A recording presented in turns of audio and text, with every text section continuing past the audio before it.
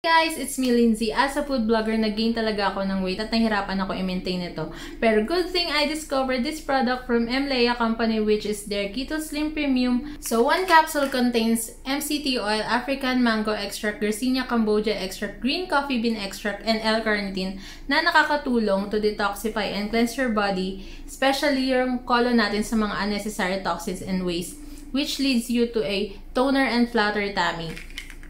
And also, hindi ka na ganun magugutom or hindi ka na gaanong mag-crave sa food.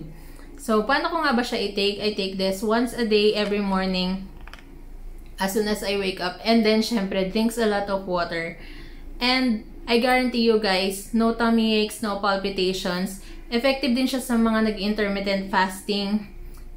Lalo na sa mga masyado marami ginagawa at walang time na mag-exercise. So,